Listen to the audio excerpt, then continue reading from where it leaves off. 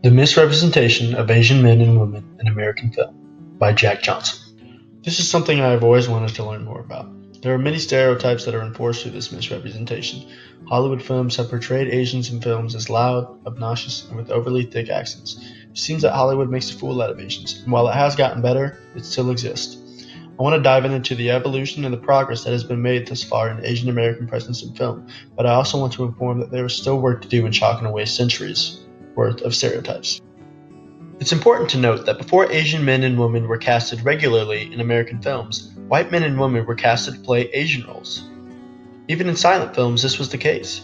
In 1915, a silent film directed by Sidney Olcott called Madame Butterfly starred Mary Pickford, a white woman born in Canada, as the main character Cho-Cho San. It is appalling that a white woman was chosen to play this role. Sidney Olcott, the director, even had disputes with Mary Pickford on how she played a role, citing that he wanted her to be more reserved and oriental. Not surprisingly, Mary Pickford failed to capture the essence of her role, obviously because she was white. Another instance of this was when Mickey Rooney, a white actor, played an Asian man in the 1961 film Breakfast at Tiffany's. In the opening scene, Mr. Yunioshi is introduced with a loud, thick Asian accent. His overbearing and obnoxious depiction of an Asian man plays into the awful stereotype.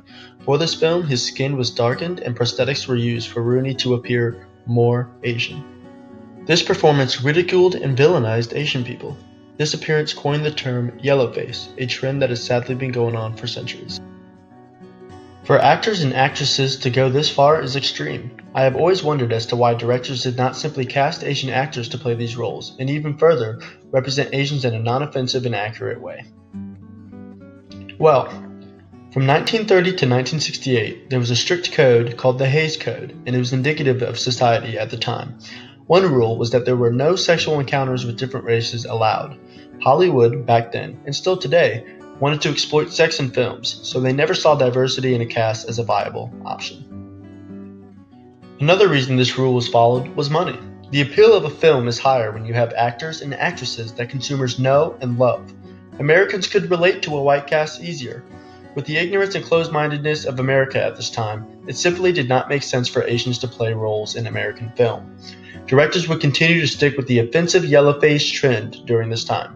It was not until the early 2000s before the yellowface trend was finally seen as overtly offensive and racist.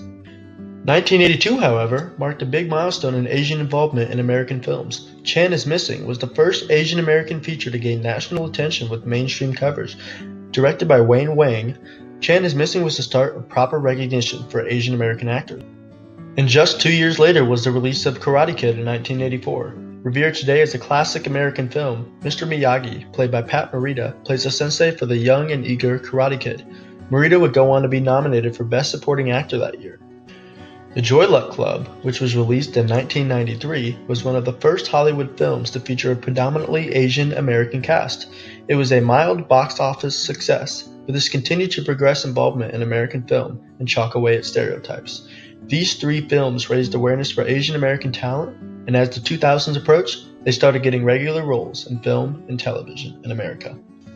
Despite moving in the right direction, we were still seeing Asian stereotypes being enforced. For example, the Hangover series, some of the most successful movies of the last few years, featured a character by the name of Mr. Chow, played by Kim Jong.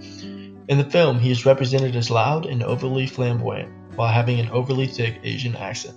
Even though he is an Asian actor playing an Asian role, which is good, this is still not an accurate representation of Asian people, and it shows that we still have a ways to go. In 2018, Crazy Rich Asians was released. It is the first film since The Joy Luck Club to have a majority Asian American cast.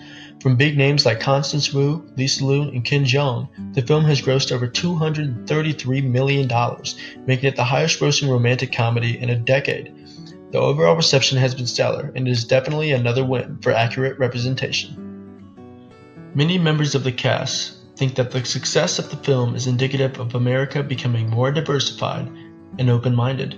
They also think that this could be a part of a cultural sea change in Hollywood and that great things are to come in an Asian American film. To conclude, comedic effect aside, we have to draw the line at a point where the overall representation of Asian roles are positive.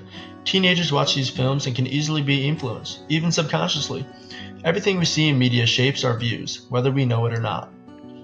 Filmmakers need to be careful as to what they are creating. The human race is equal, and they should be portrayed as such. With the progress America has made so far, we need to keep it going and continue to end the misrepresentation of Asian men and women in American film. 5.3% of roles in 2014 films were Asian. This is progress, but I want to see us improve on it. Let's keep progressing, Hollywood.